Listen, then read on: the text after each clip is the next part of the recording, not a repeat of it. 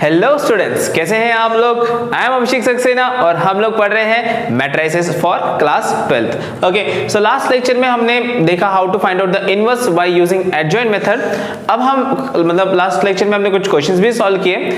अब हम इनवर्स छोड़कर कुछ एक्स्ट्रा क्वेश्चन, जैसे कि इनवर्स के क्वेश्चन तो हमको आ गए कि हम how to find out inverse by elementary row transformation भी देखा हमने, एलिमेंट्री कॉलम ट्रांसफॉर्मेशन भी देखा एंड एडजॉइंट मेथड। ये तीन तरीके से आप सॉल्व कर सकते हो। बट कभी कभी अलग डिफरेंट इनवर्स छोड़कर कुछ और क्वेश्चन भी आ सकते हैं, जैसे कि ये क्वेश्चन है स्पेशल। एक्चुअली ये एक प्रूफ है एक्चुअली ये, तो ये आप लगभग सभी मैट्रिसेस में यूज कर सकते हो that A into adjoint of A is equals to adjoint of A into A, मतलब इसका उल्टा मल्टीप्लाई करने पर भी वो होता है, या फिर that is equals to determinant of A into I. तो इस क्वेश्चन में हम ये मैट्रिक्स दिया हुआ है हमें एग्जांपल के तौर पे, और इस फॉर्म को या फॉर्मूले को हमें प्रूफ करना है बाय यूजिंग द मैट्रिक्स। तो अब इसे सॉल्व करने के लिए फर्स्ट ऑफ ऑल क्या क्या चीजें लगती है, हमें डिटरमिनेंट ऑफ ए निकालना पड़ेगा। सबसे पहले मैं डिटरमिनेंट ऑफ ए निकाल के रखता हूँ। How will find out determinant of A? So सबसे पहले लिख लेते हैं determinant of A, that is 1 -1 2 3 0 -2 1 0 3। तो बच्चों इसका डिटरमिनेंट निकालने के लिए हम सिंपल तरीका यूज करते हैं हमारा, हमेशा 1 यहाँ पर आ जाएगा 1 इंटू, अब ये रो एंड ये कॉलम हटा देना, सिर्फ ये 4 पर फोकस करो। 0 3 0 -0, यहाँ भी 0 ही आने वाला है। बात समझ में आ गई। अब देखो सेकेंड टर्म आता है तो सेकेंड टर्म का साइन चेंज करना होता है, तो यहाँ पे माइनस है इसलिए मैं यहाँ पे प्लस ले रहा हूँ। अगर वो प्लस होता तो उसको माइनस लेना पड़ता। याद रखना ये सेकंड टर्म का हमेशा हम साइन चेंज करते हैं for the determinant. So minus का हो जाएगा +1 ब्रैकेट में। अब फर्स्ट टू सेकंड कॉलम गायब कर दो, ये दो टर्म 3 3 9, ठीक है, 3 3 9 हो गया। -1 2 2, लेकिन यहाँ पर -2 आएगा, -2 लिख रहा हूँ ब्रैकेट में। बात समझ में आ रही? तो इसको बड़ा ब्रैकेट लगा देते हैं। प्लस लास्ट वाले का साइन नहीं चेंज होता, लास्ट वाला प्लस है तो +2 bracket, first row third column गायब कर दो। 3 × 0 0 1 × 0 0, सो 1 0, सो दैट इज ये, तो ये टर्म 0 हो गया, ये टर्म 0 हो गया, सिर्फ 9 + 2 आ जाएगा, हमारा आंसर आएगा 11। तो इसका डिटरमिनेंट हमारा आ रहा है 11। So first thing, determinant is not equals to 0, that means this matrix is having an inverse. जब हमने इनवर्स स्टार्ट किया था उसका मैंने फर्स्ट लेक्चर में आपको कहा था कि what is the condition for inverse for matrix. कोई भी मैट्रिक्स इनवर्स कब रह सकता है? जब उसका डिटरमिनेंट 0 नहीं होगा। अगर इसका डिटरमिनेंट 0 आता है तो उस मैट्रिक्स का इनवर्स नहीं बनता बच्चों, याद रखना। बात समझ में आई? तो इसका 0 आ गया मतलब डिटरमिनेंट बनेगा, डिटरमिनेंट बनेगा मतलब एडजॉइंट भी बनेगा, ठीक है। तो अब चलते हैं हम लोग एडजॉइंट की तरफ। एडजॉइंट कैसे निकालते हैं हम लोग? पहले माइनस निकालने पड़ेंगे, तो डायरेक्ट माइनर की जगह आप कोफैक्टर हम निकालना आता है हम लोगों को, तो हम डायरेक्ट कोफैक्टर निकालेंगे। So how will solve the for cofactor? तो यहाँ तक खत्म हुआ हमारा डिटरमिनेंट का टॉपिक। अब हम बात करते हैं cofactors. How will find out cofactor? तो देखो कोफैक्टर को मैं C11 से रिप्रेजेंट कर रहा था, C से रिप्रेजेंट कर रहा था मैं, C11। इसको हम मिटा देते हैं हम लोग ताकि इसको मैं रेफर कर सकूं, ठीक है। तो C11 ये हट गया, ये हट गया, तो हमें क्या कंसिडर करना पड़ेगा? इन दोनों को कंसिडर करना पड़ेगा। और C11 है तो 1 + 1 even है, तो -1 नहीं लगने वाला है यहाँ पर। बात समझ में आ रही है? हमने लास्ट लेक्चर में देखा 1 1 रहता है, 1 + 1 2, -1 का पावर अगर even है तो माइनस नहीं लगेगा, सिर्फ इसको क्रॉस, यही क्रॉस आपको करना पड़ेगा। तो 0 × 0 -0 × 0, तो ये तो 0 ही आने वाला है। समझ में आ गया? 0 -0 क्लियर हुआ इतना? चलो C11 में कोई डिफिकल्टी किसी को, कोई परेशानी C11 में? ओके, C12 मैं यहाँ पे लाइन से लिख देता हूँ, C13 C21 C22 C23। अब हम डायरेक्ट करना सीख चुके हैं इसलिए मैं डायरेक्ट दिखा रहा हूँ, सॉल्व कर रहा हूँ। आप प्रैक्टिस करेंगे तो आपको डायरेक्ट धीरे धीरे आ ही जाएगा, कोई टेंशन लेने की बात नहीं है, ठीक है। चलो अब C12 कॉलम 1 कॉलम 2, तो सिर्फ कौन से रहेंगे? ये दोनों कंसिडर करना है। तो 3 3 9 -1 × -2 कितना होगा? तो माइनस माइनस प्लस हो जाएगा, तो 9 + 2 11, तो यहाँ पर 11 आने वाला है बच्चों। क्या आने वाला है? 11। लेकिन कंडीशन देखो यहाँ 1 + 2 है, क्या है? तो पावर -1 का पावर क्या हो गया? ऑड, तो यहाँ पर माइनस साइन लगेगा। बात समझ में आई इतनी? कोई डिफिकल्टी है यहाँ पर? चलो उसके बाद चलते हैं C13 में पावर क्या है? 1 + 3 4, पावर है even, तो माइनस नहीं लगेगा। और 1 3 मतलब कॉलम 1 सॉरी रो 1 कॉलम 3, तो फर्स्ट रो कॉलम 3, तो ये आएंगे हमारे चारों, ये चारों आएंगे, तो ये तो 0 ही होगा, तो इसका आंसर भी 0 ही आने वाला है। दिख रहा है आपको कि 3 0 से 0 माइनस 1 0 से 0, ठीक है, ये समझ में आ गया आप लोगों को। चलो अब चलते हैं C21 में कॉलम रो 2 कॉलम 1 गायब कर देते हैं, तो -1 2 और 0 3 आ रहा है, -1 2 0 3, तो -1 इंटू 3 कितना होगा -3, और ये तो 0 ही है, तो यहाँ पर आएगा -3। लेकिन बच्चों 2 + 1 है, पावर ऑड है, तो इसको माइनस माइनस लगेगा और ये प्लस हो जाएगा, समझ में आ गया, ये प्लस क्यों हो गया, क्लियर है। चलो C22 2 + 2 4, पावर इवन है मतलब माइनस नहीं लगने वाला, प्लस 2 के लिए हमें क्या करना पड़ेगा, सेकेंड कॉलम को मैं गायब करता हूँ, सेकेंड कॉलम में गायब करूंगा तो कैसे हो जाएगा, सेकेंड कॉलम ये गायब हो जाएगी, बचेंगे 1 2 1 3, तो 1 3 = 3 -2 1 = 2, तो 3 - 2 कितना होता है 1, यहाँ पर आंसर कितना आएगा 1, क्योंकि पावर ये इवन है इसलिए पावर चेंज माइनस नहीं आ रहा है यहाँ पर, समझ में आ गया। यहाँ पर फिर से माइनस आएगा, 2 + 3 ऑड आता है तो पावर माइनस में आएगा, और इसको मैं हटा देता हूँ, तो ये हो गया हमारा थर्ड कॉलम, तो 1 - 1 1 0, तो 1 0 सा 0, तो -1 1 सा -1 आना चाहिए, लेकिन माइनस इसके पहले भी माइनस लगेगा, 0 0 -1 ऐसा आएगा ना, तो ये हो जाएगा 1, तो 1 है, लेकिन यहाँ पर हमारा पहले से माइनस था, तो -1 आंसर आएगा, समझ में आ गया। कोई डिफिकल्टी इसमें, मैं थोड़ा शॉर्टकट कर रहा हूँ क्योंकि आपको ये इस मेथड से आना चाहिए, तभी आप इस क्वेश्चन को विद इन टाइम सॉल्व कर सकते हो, नहीं तो एक एक स्टेप करोगे तो थोड़ा टाइम लग जाएगा। ऐसे कोई प्रॉब्लम नहीं, अगर आप स्टेप में भी सॉल्व करते हो तो कर सकते हो, ठीक है, बस आंसर सही आना चाहिए, मेन इंपॉर्टेंट है कि आंसर सही आना चाहिए और मार्क्स फुल मिलने चाहिए। ओके, अगर आप सही तरीके से करते हो तो मार्क्स फुल ही मिलेंगे। अब है 3 1, अब कॉलम 2 को भूल जाओ, चलो कॉलम 2 को अब हम नहीं कैंसिल करेंगे, हमारा रहेगा अभी रो 3, तो रो 3 को हम कैंसिल कर देते हैं, देखो कैसे होगा,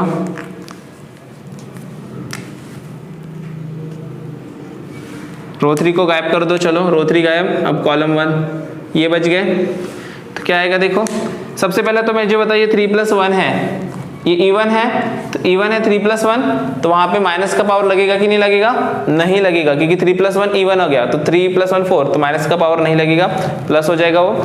और फिर हम इसको सॉल्व करेंगे, -1 × -2 2 - 0 2 ही बचेगा, तो यहाँ पर आएगा 2, बात समझ में आई। फिर 3 2, तो कॉलम इसको हटा देते हैं, 3 2, तो कॉलम रो 3 कॉलम 2, तो 1 2 3 -2, तो 1 × -2 -2 1 × -2 कितना हो जाएगा -2 -2 -2 3 = 6, -2 -6 -8, लेकिन यहाँ पर ऑड है तो माइनस माइनस प्लस, तो यहाँ पर आएगा +8, समझ में आ गया।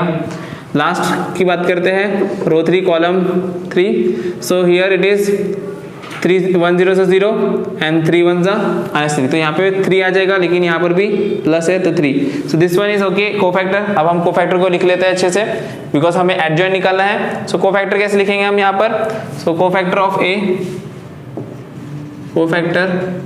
ए is equal to, matrix form में होता है, मैंने बताया था आपको, कोफैक्टर हमेशा 0 -11 0 3 1 -1 2 8 3, ठीक है, यहाँ तक ही क्लियर है, कोई डिफिकल्टी इसमें। अब हमें निकालना है एडजॉइंट, तो एडजॉइंट कैसे निकालते हैं हम, ट्रांसपोज लेकर, that is column is transferred to row, column को रो में ट्रांसफर करेंगे, तो ये हो जाएगा 0 3 2, ये हो जाएगा -11 1 8 0 -1 3, इतना समझ में आ गया, ये हुआ एडजॉइंट। लेकिन हमें क्वेश्चन में देखो क्या प्रूफ करना है, सबसे पहले ये प्रूफ करना है, तो ये इसकी वैल्यू हमें निकालनी पड़ेगी, तो मैं यहाँ ले लेता हूँ A × एडजॉइंट ऑफ A। तो बच्चों यहाँ पर प्रोडक्ट ऑफ मैट्रिसेस आने वाला है, अगर आपने प्रोडक्ट ऑफ मैट्रिसेस का वीडियो नहीं देखा है तो प्लेलिस्ट में चले जाएंगे और प्रोडक्ट ऑफ मैट्रिसेस का मेरा वीडियो चेक करेंगे, उसमें कैसे मैट्रिक्स को मल्टीप्लाई करते हैं वो आपको समझ में आएगा। तो मैं यहाँ पर इसको मल्टीप्लाई करने वाला हूँ। A क्या है बच्चों हमारा, देखो A है हमारा दिस वन 1 -1 2 3 0 -2 और है यहाँ पर 1 0 3। अब मैं इसको ब्लू से लिख लेता हूँ एडजॉइंट ऑफ A को, देखो 0 3 2 -11 1 8 0 -1 3। तो ये हुआ हमारा, इन दोनों का प्रोडक्ट करना है बच्चों। तो प्रोडक्ट कैसे करते हैं, प्रोडक्ट में ही बच्चों को टेंशन आता है क्योंकि रो क्रॉस कॉलम करना पड़ता है हमें यहाँ पर। तो यहाँ पर लिखना नहीं पॉसिबल है, उस साइड में लिखूंगा। तो रो क्रॉस कॉलम, पहला देखो 1 × 0 0, तो यहाँ पर आएगा, देखो कैसे लिखता हूँ मैं, 0 प्लस -1 × -11, तो हो जाएगा +11, देन 2 × 0 0, ये हुआ, ये समझ में है रो क्रॉस कॉलम। ये हुआ फर्स्ट रो फर्स्ट कॉलम। अब फर्स्ट रो सेकेंड कॉलम, तो 1 × 3 1 × 3 3 प्लस -1 × 1 -1, फिर 2 × -1 -2। बात समझ में आ रही है कि नहीं समझ में आ रही है, एक एक स्टेप बता रहा हूं। अब हो गया ये हमारा सेकेंड कॉलम। अब फर्स्ट रो थर्ड कॉलम 1 × 3, तो 1 × 2 2 1 = 2, ठीक है, 2 प्लस -1 × 8 -8,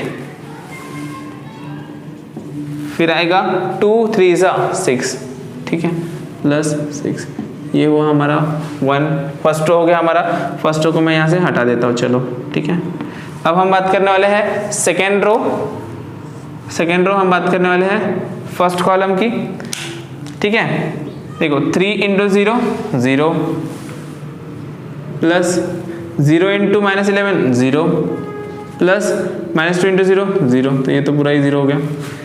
अब फर्स्ट कॉलम हो गया, second row second column 3 × 3 9 plus 0 × 1 0 plus -2 × -1 minus plus हो जाएगा, 2 1 = 2 हो जाएगा यहाँ पर 2। समझ रहा है कि नहीं समझ रहा है बच्चे लोग, है ना। क्या है लास्ट में अभी, अब क्या हो गया, second row third column 3 2 = 6 3 2 = 6 plus 0 × any number is 0, so that is 0 plus -2 × 3, तो 2 3 = 6, लेकिन माइनस, तो -6। बात समझ में आ रही कि नहीं आ रही है, बहुत ईजी है। चलो अब अपना सेकेंड रो हो गया, चलते हैं हम लोग थर्ड रो पर। थर्ड रो फर्स्ट कॉलम पे आएंगे। देखो इस तरीके से बनाने से थोड़ा सिंपल लगता है आपको, मतलब कि किसके साथ हम मल्टीप्लाई करें, नहीं तो कन्फ्यूजन हो जाता है बहुत सारे टाइम। कन्फ्यूजन नहीं होना है, धीरे धीरे सॉल्व करेंगे। 1 × 0 दैट इज 0 प्लस 0 × 11 फिर से 0, फिर से लास्ट में 3 × 0 0, तो ये पूरा ही 0 हो गया। तो फर्स्ट कॉलम हो गया, third row first column, third row second column 1 × 3 3 0 × 1 0 3 × -1 -3। बात समझ में आ रही है, बहुत आसान तरीके से। अब हम करेंगे लास्ट कॉलम के साथ जाना, सॉल्व करना है। तो 1 × 2 2 प्लस 0 × 8 0 प्लस 3 × 3 × 3 कितना हो जाएगा, 3 3 = 9। समझ में आ गया। अब इसको हम सॉल्व करते हैं, कितना आंसर आएगा, देखो ये आएगा 11, ये देखो 3 - 3 आ रहा है वहाँ पे, 3 - 3 0, यहाँ पर 2 + 6 8 8 - 8 0, यहाँ पर 0 था पहले से, 9 + 2 11, यहाँ पर 6 - 6 0, यहाँ पर तो 0 का 0 ही है, 3 - 3 0, यहाँ पर 9 + 2 11। तो ये हमारा आंसर है इसका। किसका है बच्चों, हमारे पास में a × एडजेंट ऑफ, तो यहाँ पे आपको लिखना पड़ेगा a × adjoint of a is equals to 11 0 0 0 11 0 0 0 11। ये हुआ हमारा a × एडजेंट, ये इसको आप 1 नंबर दे देंगे, ये फर्स्ट नंबर हुआ, ठीक है। अब सेकेंड आपको क्या फाइंड आउट करना है बच्चों, आपको सेकेंड फाइंड आउट करना है एडजेंट × a, मतलब इसका इनवर्स उल्टा सॉल्व करना है इसको आपको। इसका अब हमने इस डायरेक्शन से मल्टीप्लाई किया था, अब उल्टा मल्टीप्लाई करेंगे। बात समझ में आई, ठीक है। हाँ, तो this one will be first, this one will be second, क्योंकि मैंने कहा था मैट्रिक्स मल्टीप्लिकेशन इज नॉट, हम उसको उल्टा नहीं कर सकते। जैसे हमारे नॉर्मल मल्टीप्लिकेशन हम क्या करते हैं, 5 3 = 3 5 होता है ना, लेकिन मैट्रिक्स में हम वैसा नहीं कर सकते, उल्टा होने पे अलग आंसर आता है। तो देखते हैं यहाँ पे अलग आता है कि सेम आता है, बट पहले क्या करेंगे, इतना नोट करेंगे, फिर हम उस पोर्शन को सॉल्व करते हैं।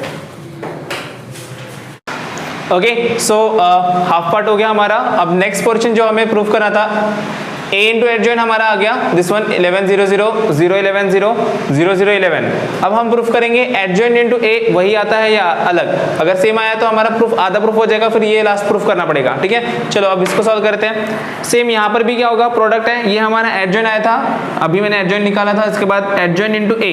अब प्रोडक्ट कैसे करते हैं हम लोग फिर से वही रो क्रॉस कॉलम, तो यहाँ पर मैं आंसर यहाँ पे लिख लेता हूँ। चलो तो रो क्रॉस कॉलम मतलब first row first column 0 into 1 0, यहाँ पे आएगा 0 प्लस 3 इंटू 0 0, 2 इंटू 0 सॉरी मैंने गलत कर दिया, 0 इंटू 1 0 हो गया, 3 इंटू 3 9 हो गया, यहाँ पर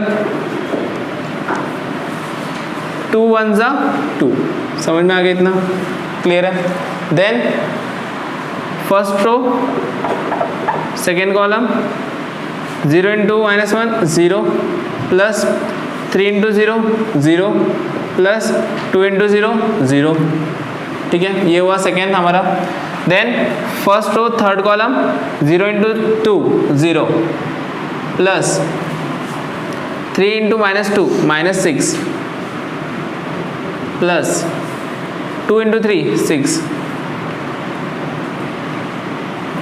ठीक है, चलो देन -11 इंटू अब ये हो गया फर्स्ट कॉलम हो गया हमारा। चलो सेकेंड कॉलम फर्स्ट रो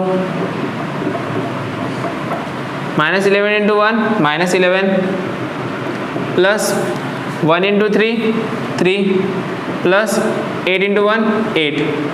समझ में आ गया। Then second row second column -11 into -1 11, 1 into 0 0 plus 8 into 0 0। अब second row third column -11 into 2 -22 plus 1 into -2 -2 plus 8 into 3 24। ठीक है, चलो अब हमारा last row first column last row first column 0 into 1 0 plus -1 into 3 -3 plus 3 1 जा 3।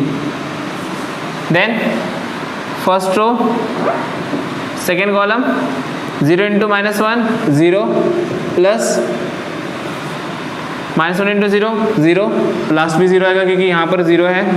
ठीक है, अब third row third column 0 into 2 0 plus -1 into -2 2 plus 3 है यहाँ पर 3 है, 3 इंटू 3 9। समझ में आ गया यहाँ तक के, कोई डिफिकल्टी?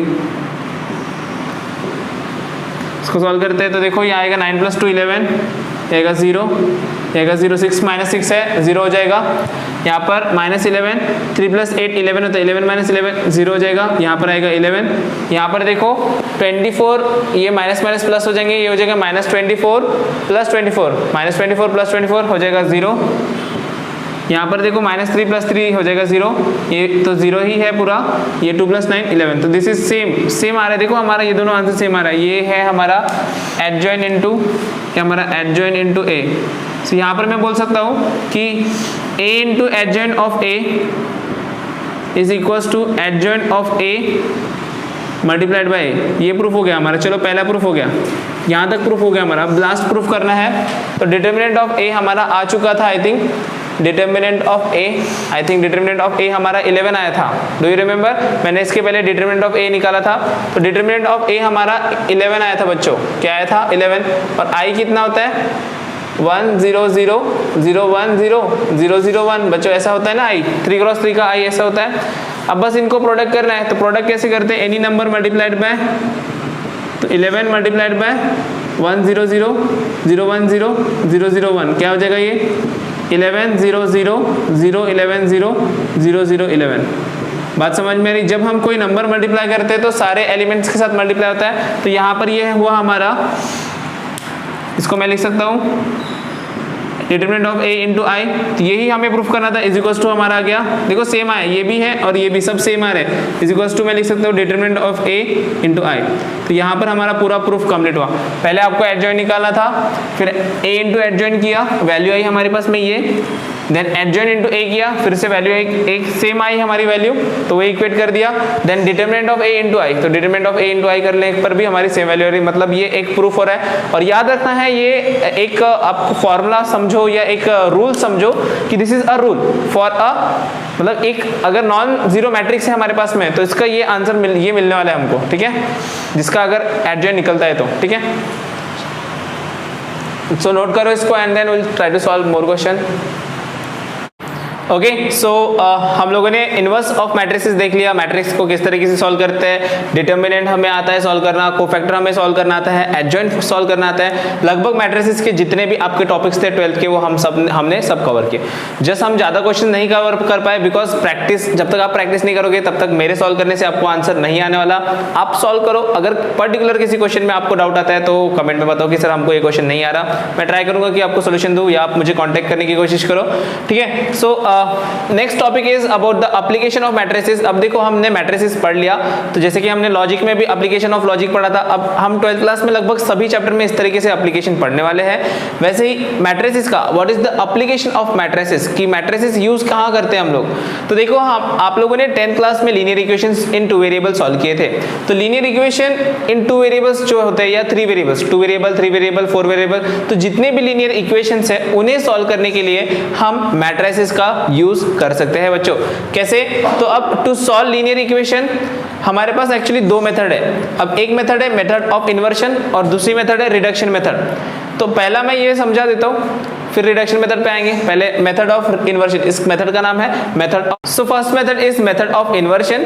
मेथड ऑफ इन्वर्शन मतलब कोई टेंशन वाली बात नहीं, सिर्फ आपको इन्वर्स निकालना है। आप लोगों को इन्वर्स बहुत अच्छे से आता है, किस तरीके से हम सॉल्व करते हैं, जस्ट इस क्वेश्चन में आपको इन्वर्स निकालना होता है। बट इन्वर्स निकाल के हम करने क्या वाले हैं, देखो क्या लिखा मैंने, सबसे पहले linear equation in the form, हमें लीनियर इक्वेशन को पहले एक फॉर्म में लाना पड़ता है, that is ax is equals to b। A मतलब एक matrix form into x is equals to b एक हमारा मैट्रिक्स फॉर्म में आता है। उसके बाद हम चेक करते हैं कि ये जो A है क्या उसका कोई डिटरमिनेंट निकलता है या नहीं निकलता, मतलब इनवर्स बनने के लिए चेक करते हैं ना। तो अगर उसका डिटरमिनेंट 0 नहीं है, दैट मीन्स क्या होता है, इसका मतलब क्या होता है कि A is having the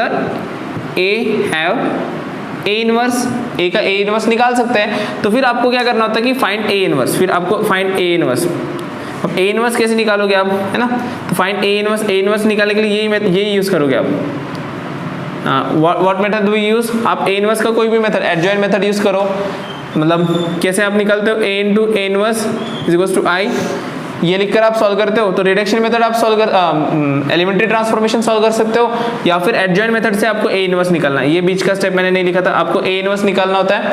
A inverse निकलने के बाद क्या करोगे, ये जो हमारी फॉर्मेट में इक्वेशन आई थी उसमें दोनों साइड LHS में और RHS में A इनवर्स को मल्टीप्लाई करोगे। बट क्या होता है कि A इनवर्स और A जब साथ में मल्टीप्लाई होंगे तो A इनवर्स इंटू A क्या होता है बच्चों, I होता है ना, A इनवर्स इंटू I होता है, तो ये तो I बन जाएगा और यहाँ पर A इनवर्स इंटू B आ गया। अब I इंटू X हमें पता है कोई भी मैट्रिक्स को अगर हम आइडेंटिटी मैट्रिक्स से मल्टीप्लाई करते हैं तो ऑटोमेटिकली वो वही मैट्रिक्स बन जाता है, तो X का मैट्रिक्स हमारा X बन जाएगा और हमारा आंसर आएगा X मतलब हमारे XYZ होते हैं, ये X मतलब XYZ होते हैं और हमारा आंसर बन जाता है A इनवर्स B। तो चलो अब यहाँ से आपको कुछ समझा नहीं होगा मुझे पता है, तो हम क्वेश्चन सॉल्व करते हैं, इसमें आपको क्लियरली समझ में आएगा कि हम ये मेथड मतलब मेथड ऑफ इन्वर्शन में किस तरीके से लीनियर इक्वेशन सॉल्व करते हैं। मैंने यहाँ पर 2 वेरिएबल वाले लिए हैं, हम इस मेथड को यूज करके 3 वेरिएबल 4 वेरिएबल 500 कितने भी वेरिएबल्स के इक्वेशन सॉल्व कर सकते हैं। बट इतने वेरिएबल के आपको सॉल्व नहीं करना है, आपको 2 वेरिएबल और 3 वेरिएबल तक क्वेश्चन आएंगे। इस टॉपिक पर आपको वर्ड प्रॉब्लम भी पूछा जाता है, तो वर्ड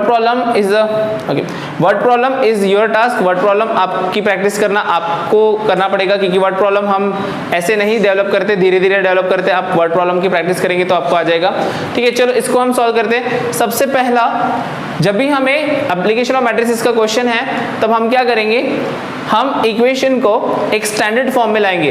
देखो इक्वेशन का standard form ax plus B Y is equal to C. तो जो हमारा c होता है उसको बाहर लेके जाएंगे, इक्वल टू के इस साइड लेके जाएंगे, और यहाँ पर x माइनस वाई, z होगा तो z यहीं रहेगा। समझ में आया? आपको क्वेश्चन में कभी कभी उल्टा पुल्टा दिया जा सकता है, बट आप उसको स्टैंडर्ड फॉर्म में ही लिखकर सॉल्व करेंगे, अदरवाइज आपका आंसर गलत हो जाएगा।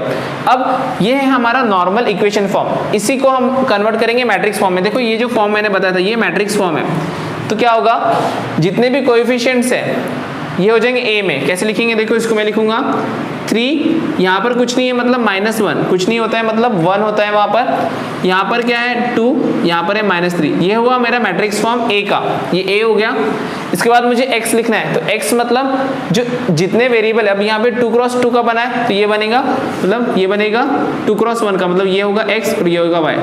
ये हुआ a, ये हुआ x, और इसके बाद सामने आता है हमारा b। तो b क्या होता है, जो हमारी ये वैल्यू होती है, तो यहाँ पर हमारे पास में 5 और 8 है। इतना समझ गया आप लोगों को कि मैंने इक्वेशन को मैट्रिक्स फॉर्म में कैसे लिखा। ये सबसे पहले आपको आना चाहिए। पहले क्या करेंगे, इक्वेशन को स्टैंडर्ड फॉर्म में कन्वर्ट करेंगे, देन मैट्रिक्स फॉर्म में कन्वर्ट करेंगे। बात समझ में आ गई? क्लियर है? इसके बाद आपको a मिल गया है, a का इनवर्स आपको निकालना आता है। a इनवर्स आप कोई भी तरीके से निकाल सकते हो, तो चलो मैं a इनवर्स को एडजॉइंट मेथड से निकालने की कोशिश करता हूँ, क्योंकि हाल फिलहाल में हमने एडजॉइंट सॉल्व किया है। तो a इज अवर, मैं यहाँ लिखता हूँ a इज इक्वल्स टू 3 - 1 2 -3, और 2 क्रॉस 2 है तो एडजॉइंट मेथड से बहुत फास्ट मिल जाएगा हमको।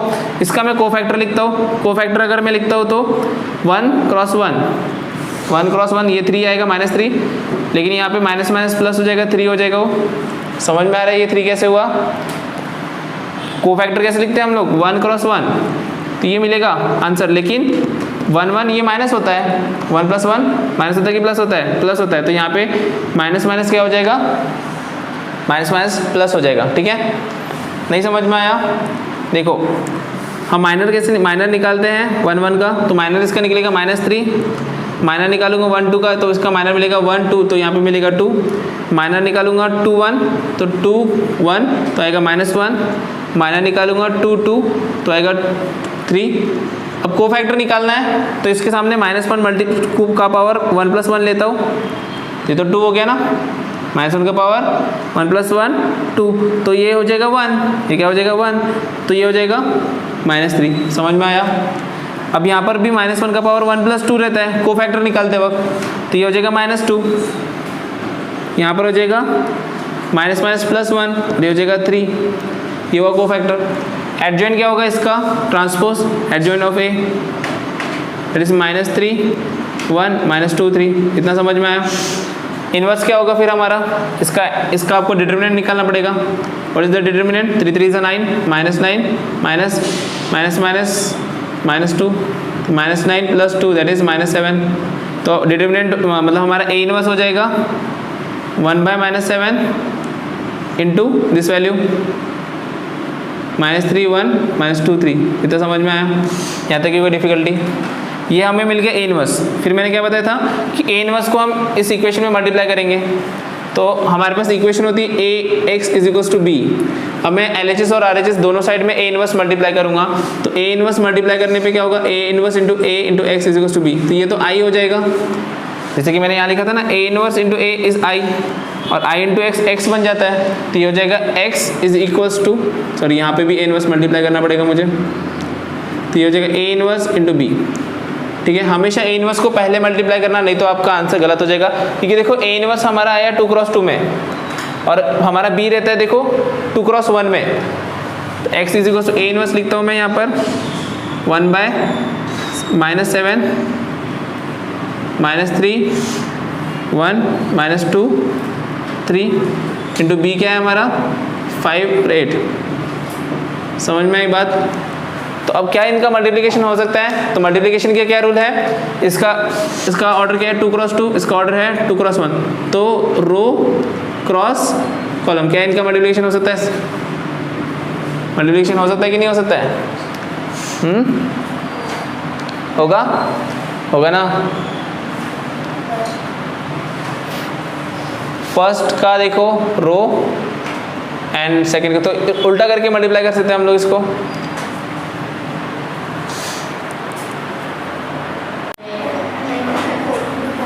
मेरे वही तो बोला।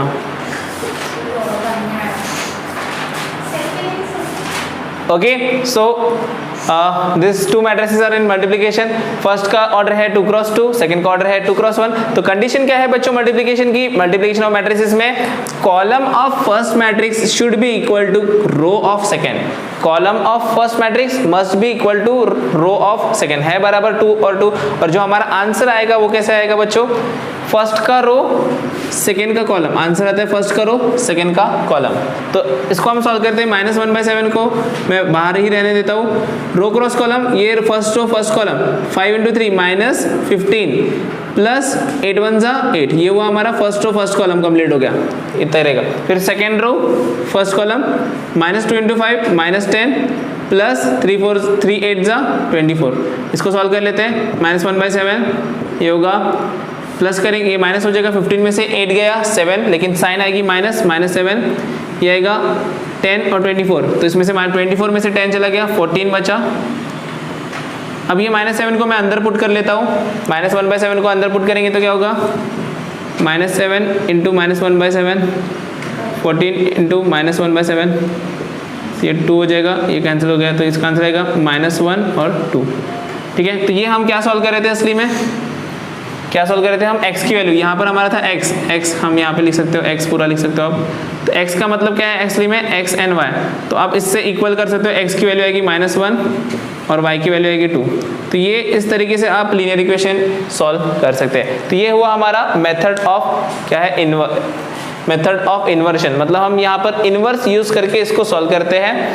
मतलब क्या होता है बेसिकली, जस्ट आपको एक इक्वेशन बनाना पड़ता है, जो हमारी नॉर्मल इक्वेशन होती है उसको मैट्रिक्स फॉर्म में लिखते हैं, ए का इन्वर्स बनाते हैं, दोनों साइड में ए इन्वर्स को मल्टीप्लाई करते हैं, और ए इन्वर्स मल्टीप्लाई करने में डायरेक्टली आपको एक्स की वैल्यू मिलती है। बस प्रॉब्लम क्या है, आपको यहाँ पर ए इन्वर्स निकालना पड़ेगा, है ना। तो यहाँ पर इस क्वेश्चन में थोड़ी डबल मेहनत होती है। जो इसके बाद वाला जो मेथड है रिडक्शन मेथड, पर्सनली मुझे रिडक्शन मेथड पसंद है, तो उसमें एक ही बार में आपका आंसर, मतलब आपको ए इनवर्स नहीं निकालना होता वहाँ पे, बस ए इनवर्स का कुछ स्टेप फॉलो करना है, बट उसके लिए आपको एलिमेंट्री ट्रांसफॉर्मेशन आनी चाहिए, तभी आप उसको सॉल्व कर सकते हो। ठीक है, तो ये नोट करते हैं, फिर हम रिडक्शन मेथड को ट्राई करते हैं कि रिडक्शन मेथड कैसे इसको सॉल्व करेंगे। ठीक है।